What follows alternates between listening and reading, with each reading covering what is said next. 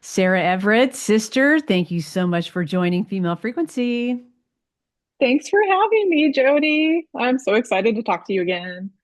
I am so excited to really dive into our conversation with you because I feel like our conversations always get so juicy and important because we're talking about climate focused issues. We're talking about how you work through your ideologies, how you work through your methodologies with your creations. And I've always loved your creativity. So I was like, girl, we got to have you on the podcast. Thanks, Jody. I love your creativity too, and this podcast is part of that. I love what you do. You always have such excellent questions and curiosity for the creative process in all its forms. So thanks for having me on. No, you're so welcome. And I would like to share with you and with others. I applied for the grant, the education grant with Judy Chicago not too long ago, and I was selected as a finalist. And although I wasn't finally selected as the winner, I recently, when I went to Santa Fe, when I went to New Mexico rather, and went down to visit through the flower, I learned that a lot of those that were involved in that education grant process remembered my proposal and wanted to say congratulations. And so happy that I continued with the podcast because I use this podcast as part of the proposal. So anytime I can get positive feedback on that from other artists, it just brings me so much joy and know that I'm just on the right path, getting into those felt senses of, yes, I am doing this. I am working for the female frequency and I'm going to do it as much as I can. She is my boss. That's right. Thank, Yeah. thank you, Jody. Thanks for doing the good work, and that's a wonderful that you're being seen, and it's awesome to be a finalist for such a amazing group. Like that's exciting. It was pretty cool. So thank you for letting me share that with you and having you be my witness. And as we get into climate focused issues in your artwork, the the world is unbalanced. The feminine is in a deficit, and this ecofeminism is an approach to the problem that we're facing today. And it's not only a psychological issue, but it's an ecological issue, and it's really paying the toll. So when I saw and read your artist statement and saw your culminations that was coming out of your creativity, I just wanted to learn so much more about it. And so for the listeners, let me read your statement that you have on there because I want to be able to get it right. I mean, I'm a curator and I can tweak it and I can change it and I can tell you my opinion, but I love it when we can hear directly from Oh, the artist. So you have said, I stitch my found landscapes together as an act of mending, trying to make sense of all the shifting environmental impacts of climate change. yep. Yeah. Um, so it took me a while to get to that, like how I came to this version. I think I've been working on this series for about 8 years now, And and this is the mending measure. the Mending Measures series. So it's basically I will do a series of paintings. I'll just do abstract color play, and then I will tear those apart. I will rip them. I will cut them, and then I'll reassemble it into a found landscape or an intentional landscape. I do both. But those landscapes are then stitched back together.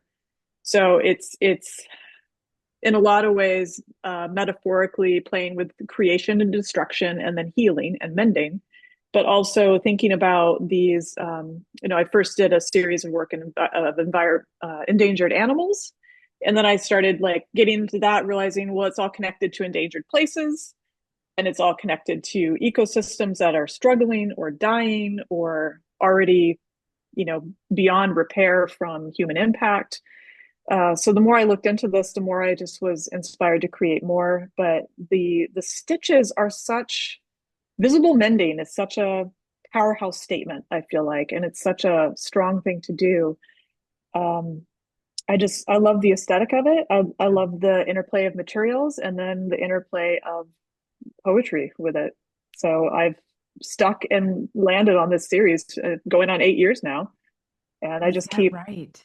yeah, just keep making more. Before this, I was a realist painter. I was a oil painter. I did realism oil paintings of animals That's primarily. right.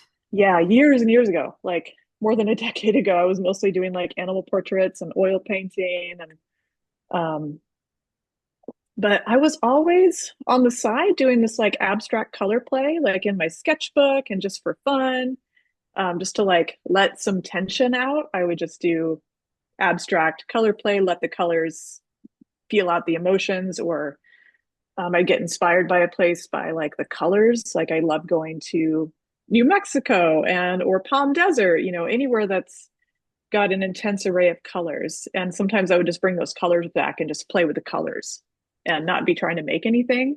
Yeah, color is so emotive. I mean, It it's is. light frequencies that we can actually put into context with the name of a color. And And yeah, all the color theories around like healing and food studies with color, like how a color in a dining room can make someone hungry or not. A certain color in a healthcare space can be alarming or peaceful depending on the hue. Like there's scientific studies and research around color theory, which I find fascinating. oh, me too. But Oh, yeah, yeah. Yeah. We should yeah, probably come back with another that's a whole podcast other episode. podcast. Yeah. Yeah. Yes. But yeah, the a lot of the work that I've been doing now over the last 8 years, focusing on the Mending Measures series, Yeah. is kind of actually started really heavily. I mean, I was dabbling in it a bit, this idea of like, wait, I can sew paintings. Wait, I can stitch paper together. Um, that kind of came out in experimentation a little earlier, but then it really took off for me in 2016 in the first Trump regime, and just how immediately alarmed and terrified I was of us leaving the Paris Accords, the shifting, like sudden abrupt shift of environmental policy, where I was like, this is going to kill us all. Like it was a strong feeling in my body of like, this is bad. Stuff that is happening is horrible and terrifying. And we're losing species that we're never going to get back. We're losing ecosystems that are never going to be the same. And so, there's only so much one person can do. And as an artist, I think a lot, at least for me, I channel feelings into my art. And so I started more and more doing these landscapes. I wasn't previously really much of a landscape artist, but I started doing these landscapes because I was feeling so much about landscapes and about ecosystems and about Hmm. the changes happening in our world and trying to, one, I guess, show this act of mending or this idea of hope that there are ways, there's steps we can do to repair and stitch things back together. And so there was that feeling of hope, but also this feeling of like trying to capture and pin in place the beauty of a place, if that makes sense. Oh, yeah. Yeah, so it's kind of both of these feelings at the same time is how this series sort of was birthed.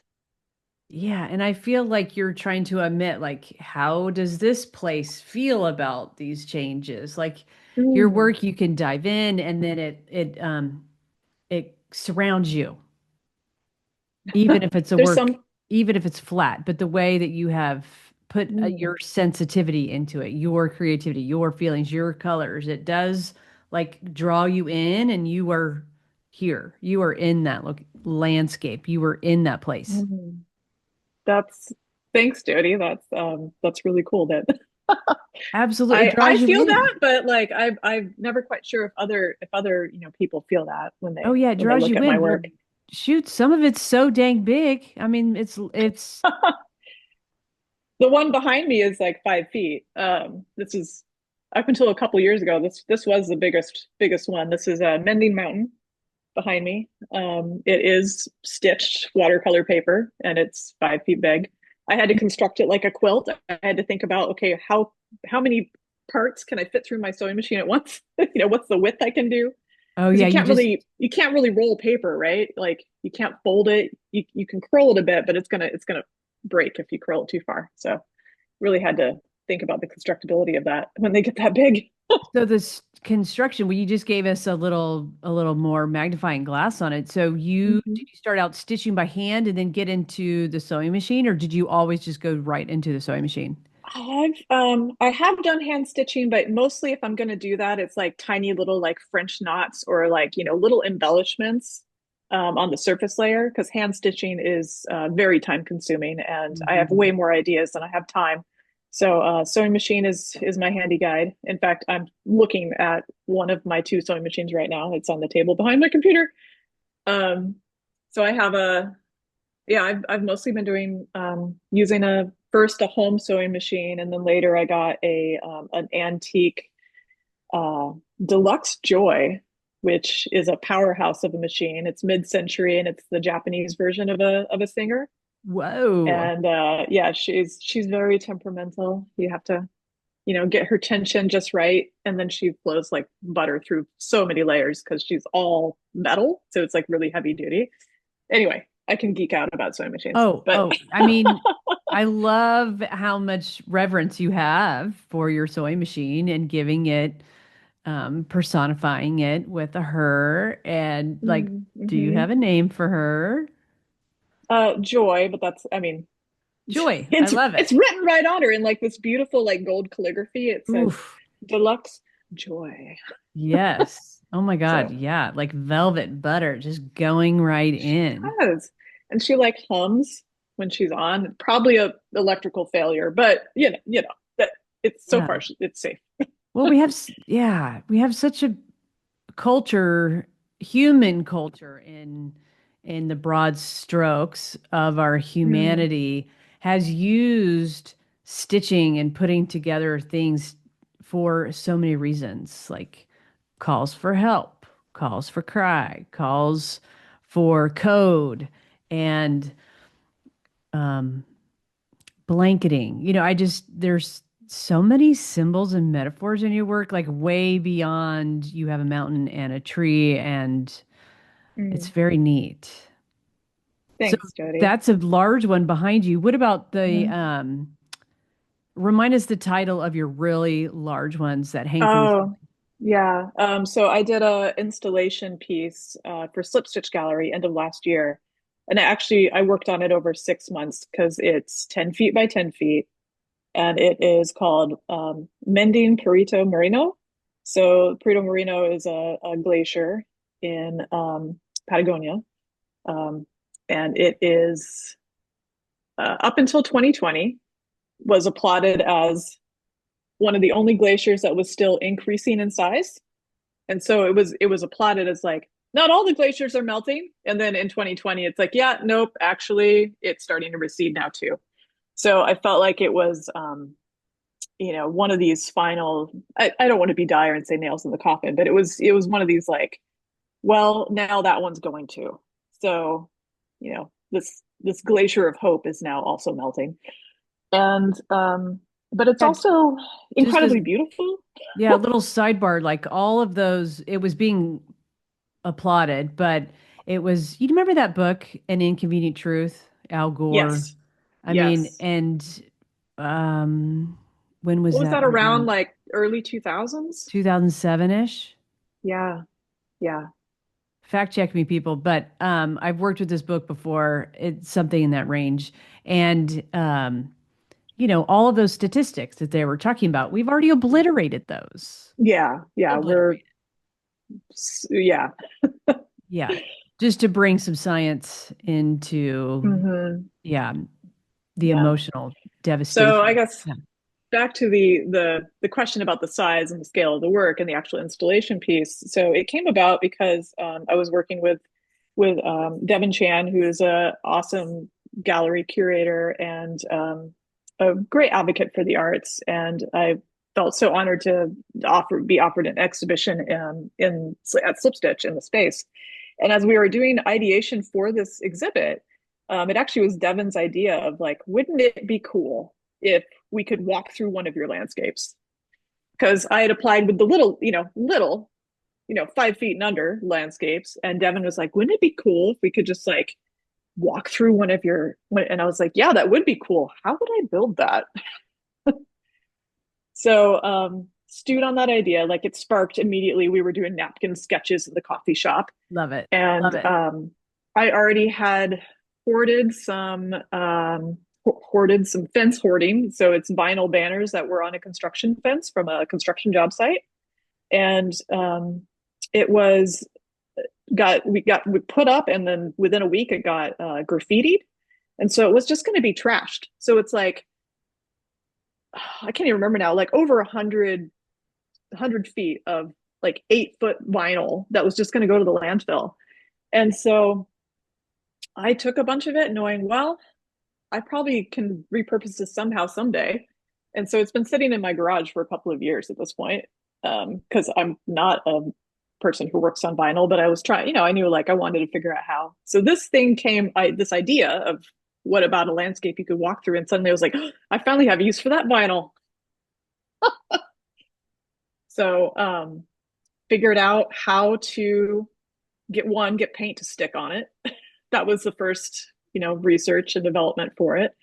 And then figuring out how to stitch it. Does it stitch? How far can I push it? Does it tear? Does it hold? So I had to do a lot of experimentation with it. And then at the time, I was really pushing the envelope for myself of what I could do with cyanotype. And for those not familiar with cyanotype, that's sun prints. A lot of times kids do it in school. They'll take a negative image of a plant because it's UV reactive, and whatever's exposed to the sun will turn this like really deep, beautiful shade of blue, and what has been blocked out or shadowed will be white or a gradient of blue. Really beautiful, really fun stuff. But I've been taking a painterly approach to it, so actually like using it like watercolor and then exposing it in like multiple time-based like layers of exposure to get like different hues. So I combined all this stuff into this giant vinyl piece. But one second. So the cyanotypes, because you're using the sun, you're Yes, using yes. So it's to another layer of symbolism because I did this 10-foot piece of a glacier using the sun. I'm loving everything about this. And cyanotypes, yeah, maybe you and I can do a project with cyanotypes. I'm like recently opened my obsession with cyanotypes again. So well, I'm At so this point, curious. I think I want to. I'm trying to figure out how, but I think I want to do like teach a workshop on it because I'm definitely not doing traditional cyanotype printing. So, and I keep getting asked about it. So, Keep me posted. I'm in. Mhm. I got two other girlfriends that would do it too. That would be so much fun. Yeah. We could have a summer cyanotype party. Yeah. We can use my house in the country if we need. Yeah. Yeah. Well, there we go. There's a futuring that's happening. That's very exciting. Yeah. This is the time of year for it.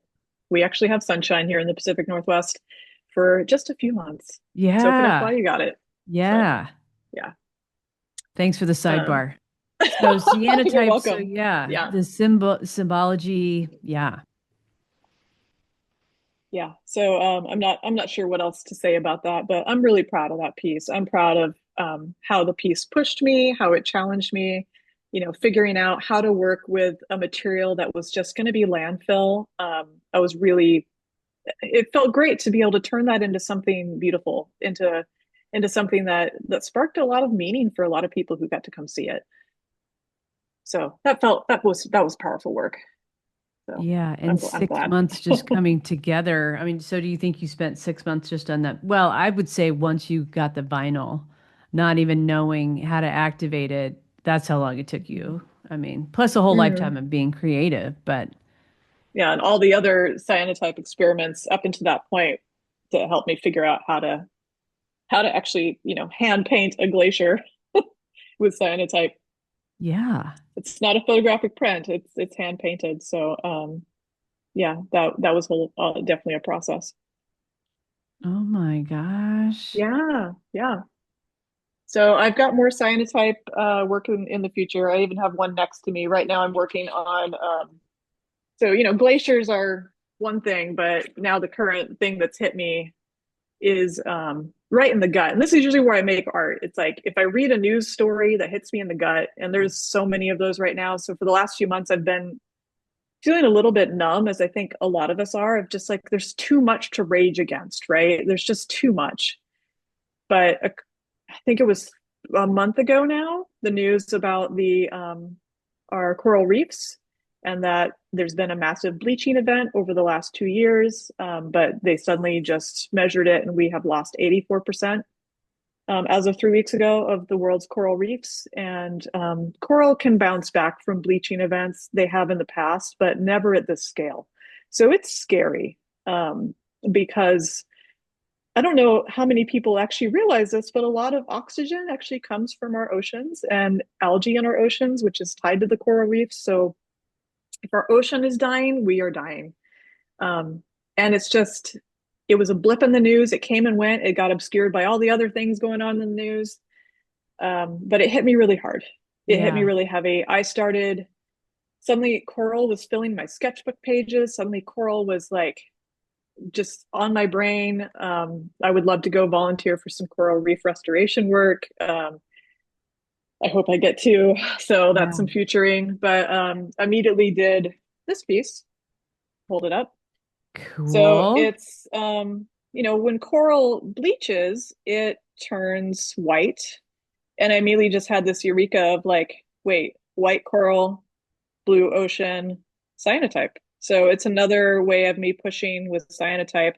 So the coral in front is actually painted. These are snips of some of my paintings that have been cut out. Okay. But then I've got, some cyanotype back here to represent some of the ghostly bleached coral, and the background is cyanotype. And so I'm now working on a much bigger one. I think it's going to be about 3.5 feet will be my next iteration of this. I've been cyanotyping up a storm in my garden of different plants that have coral shapes, because Yes. when it's just the negative shape, you, depending on how you put it together, it's Yeah. gonna hopefully gonna Yeah. look like coral. So I'm excited about this new series that I'm playing with for Mending Ocean. Mending the ocean. Yeah, because it's one ocean, but we can have two very different realities that can come out of it being healthy Yeah, or yeah, not healthy. Yeah.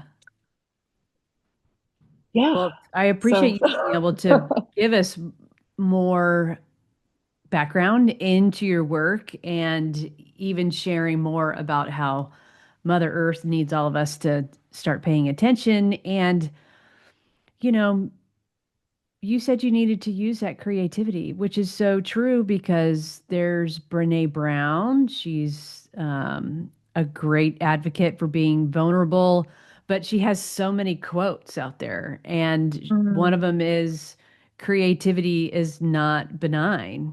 Unused creativity will masticize. And if more people could take more stock in their environment and their feelings and use their creativity, the world would be a better place. yeah. Creativity is the medicine the Um, world needs right now. I'm this just I'm gonna look. I wasn't thinking of this until you said that just now, but just a couple days ago, I was having a conversation with another good friend of mine about um, the power of creativity, even in violent times, even in times of rage and protest. And I've heard a lot of fellow creatives having this feeling of, oh, I don't want to post my art because there's so much else going on in the world. I feel like, is it selfish of me to post my art? But so we were talking about this, and they had recently come across this quote from trying to remember the person, but it was when John F. Kennedy was assassinated, and so back in 1963, and it was I'm trying to remember, who is this? Leonard Bernstein. Um, I might Wow. have to look this up later, but yeah, Okay. Leonard Bernstein. So gave a speech to commemorate John F. Kennedy, and I'm going to pull, like, because I actually had the tab open on my phone because I was Oh, like, this fun. hit so hard when I heard this quote. Yeah. Um, this will be our reply to violence, to make music more intensely, more beautifully, more devotedly than ever before. And with each note, we will honor the spirit of John F. Kennedy and commemorate his courage and reaffirm his faith in the triumph of the mind. So that was like the closing line of the speech, but essentially saying that creativity is powerful and important, and it's the one thing that we can combat violence with. There's many ways, of course, to combat violence, but it's a putting creativity into the world is powerful, and it's worthwhile, and it means a lot to so many people, including the one creating.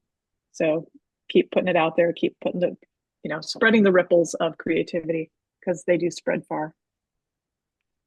Because art is important. Yes, We can art is so important.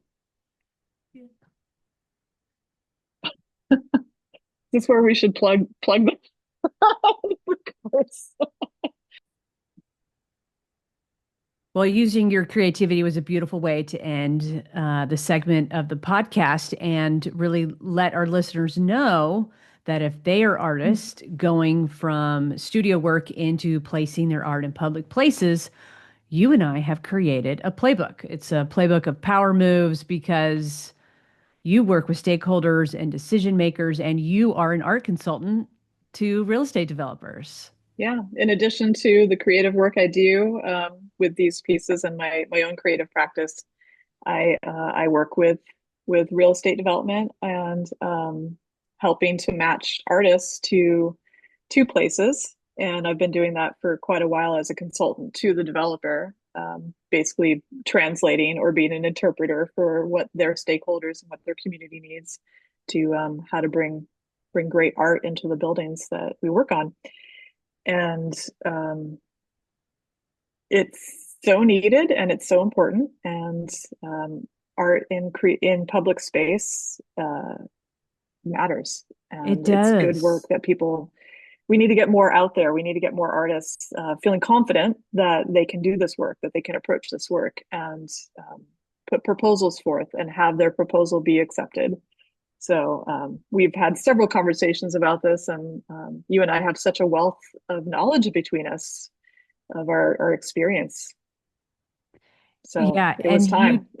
you were just able to drill it down. Like you can give us contract language, you can give us the changes that have happened with insurance from the last 10 years. You can allow artists to charge what they need to charge, especially when something like scope creep comes up because, you know, It does. it does. It And does. artists can advocate for themselves better if they know how to advocate and how to Mm-hmm. negotiate so they actually save themselves thousands of dollars so then they actually can put that money in the bank and not work for free.